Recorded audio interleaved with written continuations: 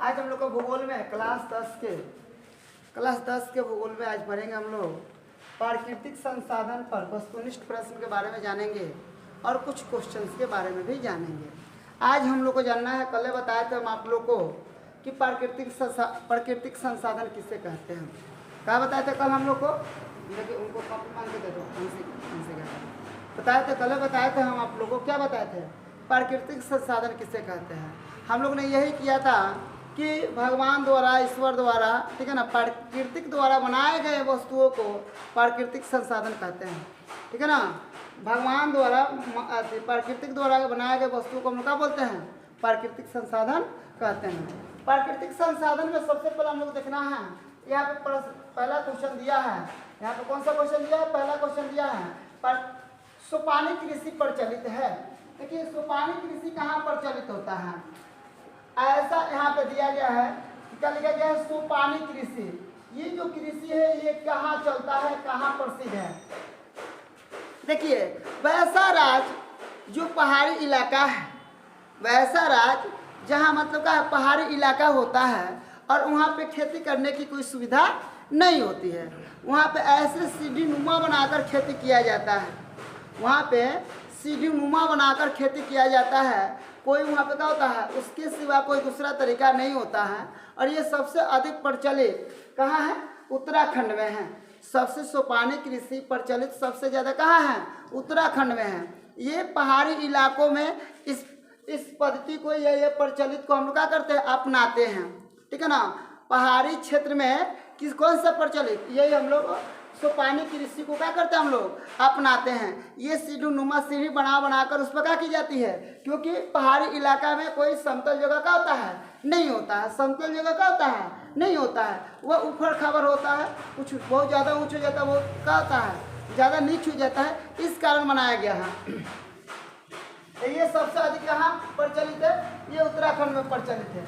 सबसे ज़्यादा कहाँ प्रचलित है, उत्तराखंड में है। अब देखिए थोड़ा सा आप लोग ध्यान रखिएगा, लिखा गया है पंजाब में भूमि का निम्नीकरण के मुख्य कारण क्या है। पंजाब में भूमि निम्नीकरण का मुख्य कारण क्या है। मैं आप लोग को यहाँ पे ये सब देख लीजिए, भूमि निम्नीकरण क्या है। भूमि निम्नीकरण क्या है, भूमि का कटाव होता है, भूमि का बहाव होता है, ठीक है ना। ये कटाव होता है, बहाव होता है, इसके बारे में बताया जा रहा है। यहाँ पर लिखा गया है वन उन्मूलन। देखिए वन उन्मूलन जो है यह गलत है। ये वन उन्मूलन जो है उड़ीसा में हुआ था। कहाँ हुआ था, उड़ीसा। ये कहाँ हुआ था, उड़ीसा में हुआ था। और सब लोग क्या बोलता है, वन उन्मूलन होता है, ये गलत है। ये वन उन्मूलन सबसे अधिक कहाँ हुआ था, वन उन्मूलन के कारण भूमि निम्नीकरण सबसे अधिक उड़ीसा में हुआ था। कहाँ हुआ था, उड़ीसा में। कहाँ हुआ था, उड़ीसा में हुआ था। गहन खेती इसमें भी नहीं हुआ था, गहन खेती इसमें भी क्या हुआ था, नहीं हुआ था। देखिए अति पशुचारण। अब आपसे कोई पूछेगा अति पशुचारण है तो हम लोग कह सकते हैं कि यहाँ पे देखिए ये क्या हुआ था, यहाँ पर ध्यान रख लीजिएगा। गुजरात, मध्य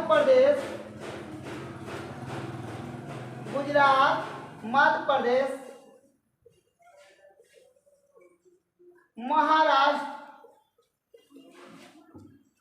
गुजरात हो गया, मध्य प्रदेश हो गया, महाराष्ट्र हो गया, और एक क्या है राज्य,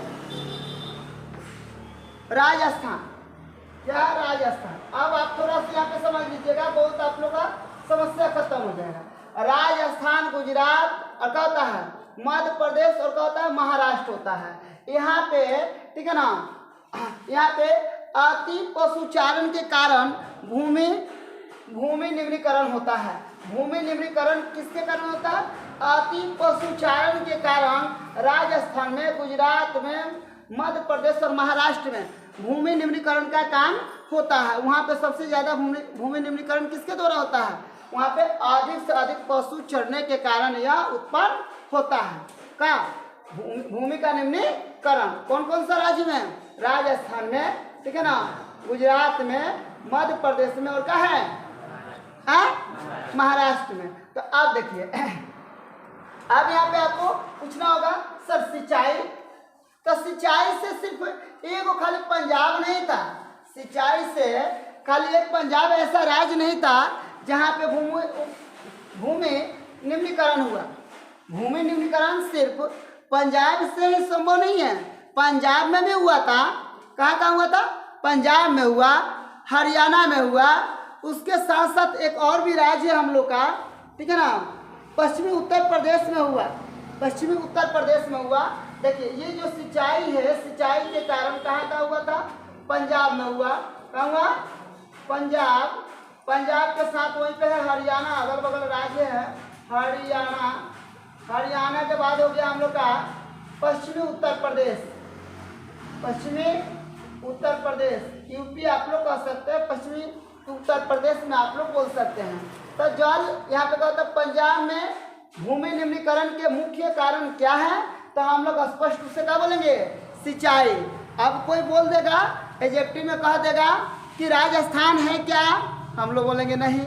इसके साथ में सिंचाई के कारण किस किस राज्य में हुआ था? पंजाब में, हरियाणा में, और कहाँ हुआ था? पश्चिमी उत्तर प्रदेश में। कहाँ हुआ था? पश्चिमी उत्तर प्रदेश में हुआ था। कहाँ हुआ था? पश्चिमी उत्तर प्रदेश में हुआ था। अब देखिए अति पशुचारण हम आप लोग को बता चुके हैं। गहन खेती, गहन खेती के बारे में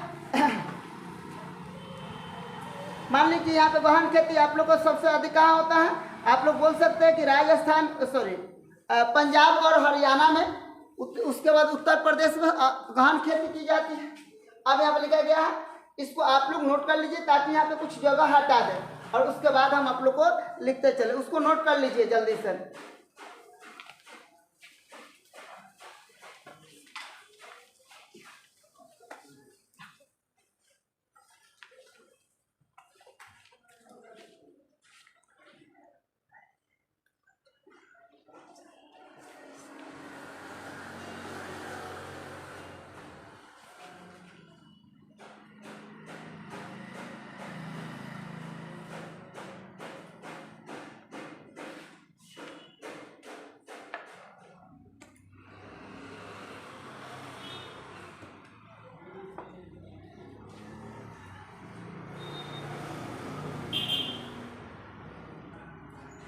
ये वाला चीज़ को आप लोग अलग अलग लिख लीजिएगा, सबसे उत्तम होगा। ये चीज़ को आप लोग अलग अलग लिख लीजिएगा। दोनों अगर उन्मूलन के कारण अगर होता है तो आप लोग स्पष्ट रूप से बताइएगा। यह उड़ीसा में हुआ था। कहाँ हुआ था? उड़ीसा में हुआ था। कहाँ हुआ था? उड़ीसा में हुआ था।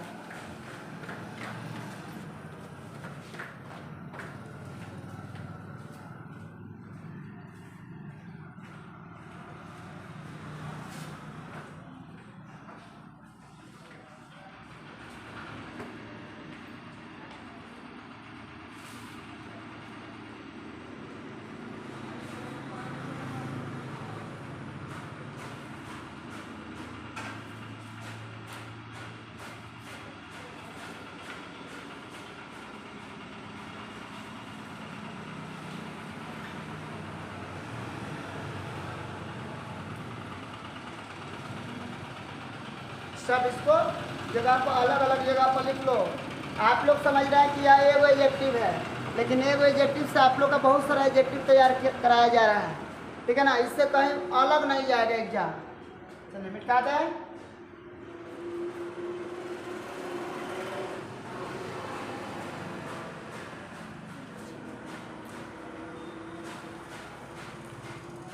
ये सब लिखा गया ना, ये भी लिख लियो ना सब टोटल।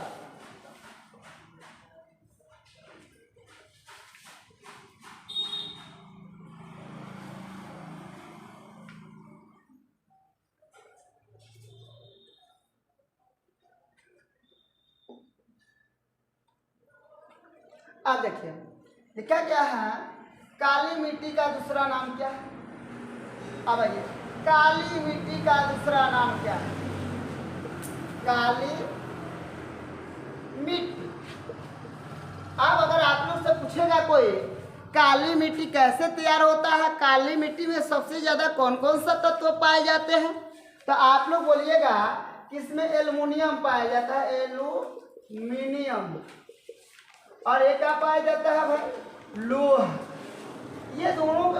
सुखाने के बाद कौन सा मिट्टी तैयार होता है? काली मिट्टी। इसका रंग होता है काला। इसका रंग क्या होता है? काला होता है। ठीक है ना। इसका इसका दूसरा का नाम होता है रेगुर मिट्टी। रेगुर मिट्टी। इसका तीसरा नाम होता है, तीसरा नाम इसका होता है काली कपास। काली कपास मिट्टी। इसका तीसरा नाम क्या होता है? काली कपास मिट्टी। ये भारत में 6.4 करोड़ हेक्टेयर पर फैला हुआ है।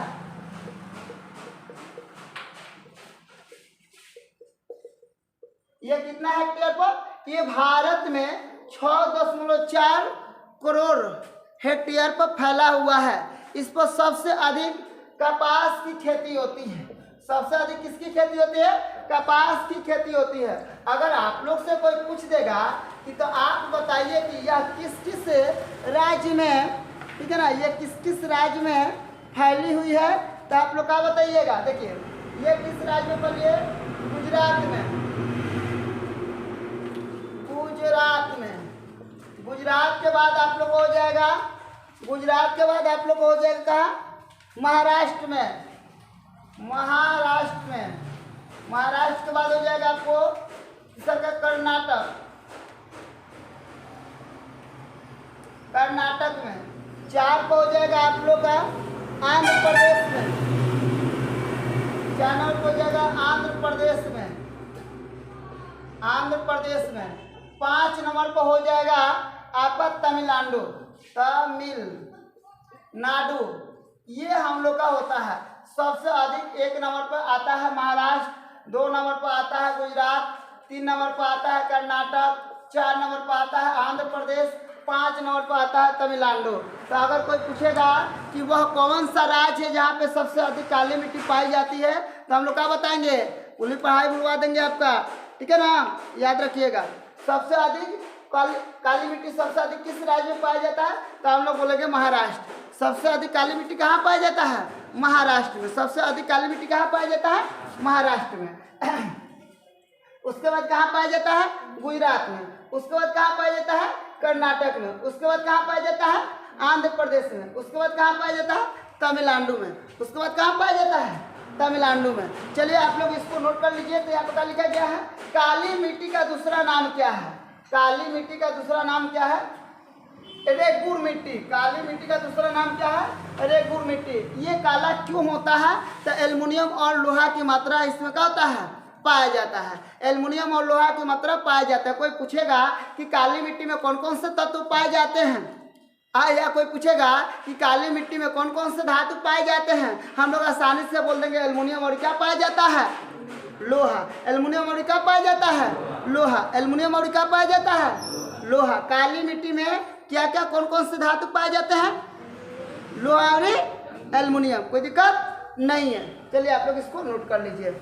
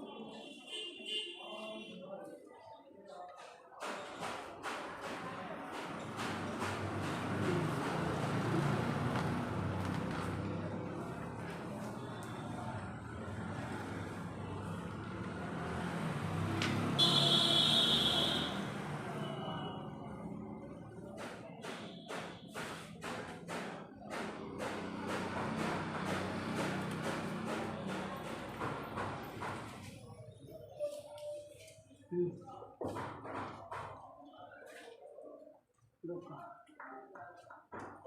पे देख लीजिए एक और भी है 4 नंबर पे लिखा गया है काली मिट्टी उपयुक्त है। काली मिट्टी उपयुक्त है कपास के लिए। काली मिट्टी में सबसे अधिक कपास उगाया जाता है, ठीक है ना। इसके सिवा और भी बहुत सारे का है फसल उगाए जाते हैं, लेकिन सबसे अधिक का है कपास उगाया जाता है। इसके बाद काली मिट्टी पर सबसे अधिक होने वाला फसल कपास। कपास के बाद क्या होता है गाना। गाना के बाद क्या होता है प्याज। प्याज के बाद क्या होता है तंबाकू संभवतः होता है। क्या होता है तंबाकू संभवतः होता है। तंबाकू संभवतः होता है या नहीं पूरा कंफर्म नहीं, लेकिन नहीं लेके चलो, क्योंकि जो क्लियर नहीं है उसके बारे में हम नहीं बोलेंगे। चलिए नोट कर लीजिए।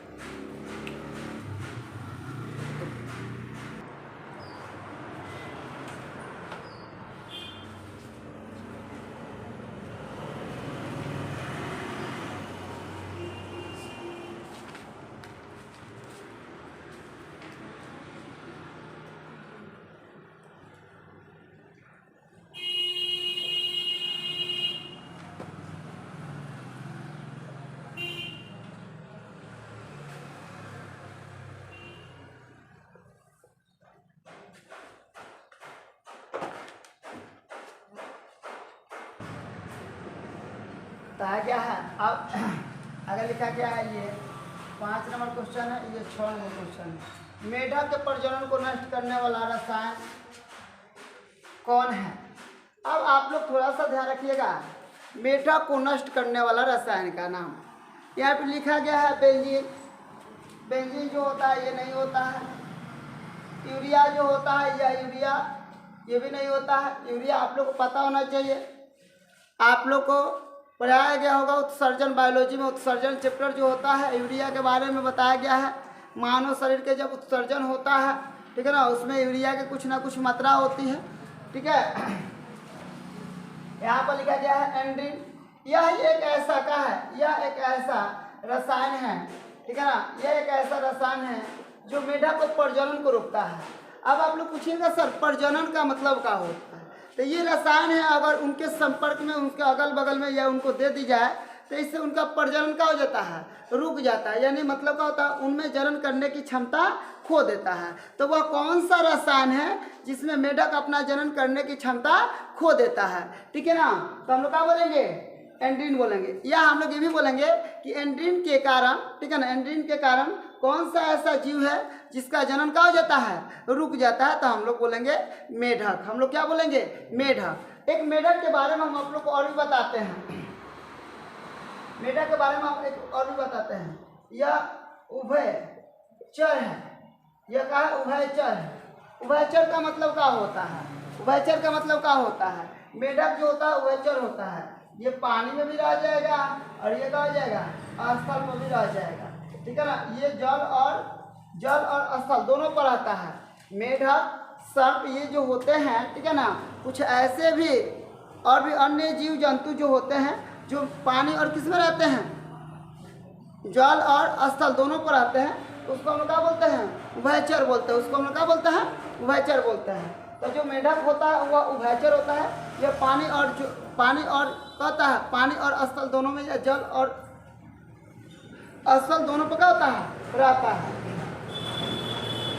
ठीक है। क्या है मरुस्थलीय मृदा, यानी मरुस्थलीय मिट्टी की बात की जाएगी। मरुस्थलीय मिट्टी के बारे में हम लोग को जानकारी प्राप्त करनी है। चलिए आप लोग थोड़ा सा केयर कीजिए। मरुस्थलीय मृदा किस राज्य में पाई जाती है। सबसे पहले तो हम लोग किस राज्य में पाई जाती है ये पता करेंगे। इसका रंग कैसा होता है, इस मिट्टी का रंग जो होता है लाल होता है। इस मिट्टी का रंग जो होता है क्या होता है लाल होता है। लाल रंग का यह होता है। इसका रंग कैसा होता है लाल होता है। इसका रंग कैसा होता है लाल होता है। इसका रंग कैसा होता है लाल होता है। कैसा होता है लाल होता है। दूसरा का क्या लिखा गया है यहाँ पे, इसका दूसरा का हल्की भूरा रंग का भी यह होता है। हल्का भूरा रंग का भी होता है। इस मिट्टी में सबसे अधिक बालू पाया जाता है। क्या पाया जाता है बालू। सबसे अधिक क्या पाया जाता है बालू पाया जाता है। अब आप लोग एक चीज ध्यान रखिएगा, ये सबसे अधिक राजस्थान में पाया जाता है। सबसे अधिक क्या पाया जाता है राजस्थान में। बलुई मिट्टी होने के कारण बालू अधिक होने के कारण यहाँ पे अधिक से अधिक या मतलब अधिक मात्रा में यहाँ पे फसल का होता है नहीं उगता है। सिंचाई के बल बुता पर कुछ यहाँ पे क्या किया जाता है उगाया जा सकता है। सिंचाई के बल बुता पर यहाँ पे क्या किया जाता है कुछ उगाया जाता है। अब आप लोग को बताया जाएगा सिंचाई के बल पर गेहूँ उगाया जाता है, ठीक है ना। सिंचाई के बल पर गेहूँ उगा लिया जाता है, यहाँ पे मक्का वगैरह उगा लिया जाता है, ठीक है। इसके सिवा यहाँ पे कुछ ज़्यादा का होता है उत्पन्न नहीं होता है। कपास भी उगा लिया जाता है, चावल भी उगा लिया जाता है, गेहूँ भी उगा लिया जाता है तथा अन्य कुछ भी फसल उगाया जाता है। कौन कौन सा फसल? यहाँ पे कपास कहता है, कपास। आप लोग पूछिएगा सर कपास, चावल, गेहूँ, आप लोग पूछिएगा सर। आज इससे पहले थोड़ी देर पहले आप बोले थे कि कपास सिर्फ काली मिट्टी पर उगाया जा सकता है, ठीक है ना। मैंने ये नहीं बोला था कि अन्य और मिट्टी पर नहीं उगाया जा सकता है, लेकिन उसका पैदावार में कमी हो जाती है। जैसे काली मिट्टी में वो सबसे अधिक होता है, ठीक है ना। और क्या होता है यह मरुस्थलीय मिट्टी पर हल्का कम होता है। आप लोग से पूछा जाएगा, आप लोग से कहा जाएगा कि आप लोग बताइए,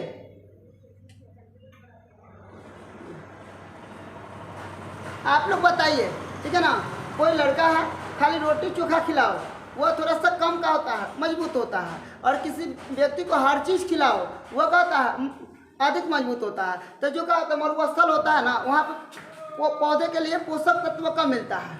मरुस्थल जो होता है पोषक तत्व वहाँ पर क्या होता है कम मिलता है, तथा काली मिट्टी में पोषक तत्व अधिक मिलता है, जिसके कारण क्या होता है काली मिट्टी में कपास अधिक मात्रा में उत्पन्न होता है, परंतु मरुस्थल पर उत्पन्न होता है लेकिन कम मात्रा में होता है।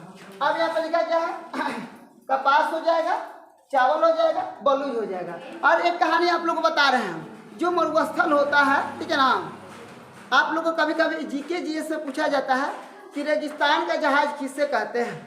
रेगिस्तान का जहाज किसे कहा जाता है? तो ऊँट को बोला जाता है, और ऊँट को इसलिए बोला जाता है कि रेगिस्तान में सबसे अधिक बालू पाया जाता है और बालू पर तेजी से दौड़ता है। आपको बता दें कि राजस्थान में भी ऊँट का होता है तेजी से दौड़ता है। राजस्थान में ऊँट का होता है तेजी से दौड़ता है, ठीक है ना। तो आप लोग इसको नोट कर लीजिए।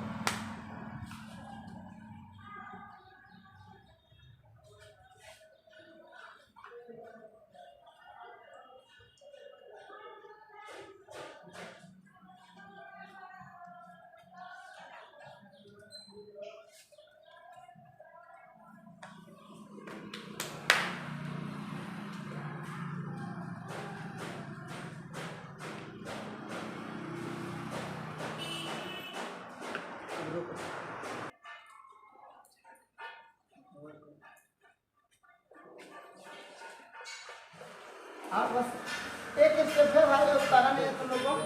बहुत अच्छा लड़का है, मैट्रिक में जाके तू सब टॉप करेगा। मैट्रिक में जाओ जाके तुम लोग क्या करो टॉप करो, ठीक है ना। टॉप करना तुम लोग को। जाओ देखो यहाँ पे क्या, ये जो मरुस्थल मिट्टी है, ठीक है ना, यहाँ शुष्क ऋतु होता है।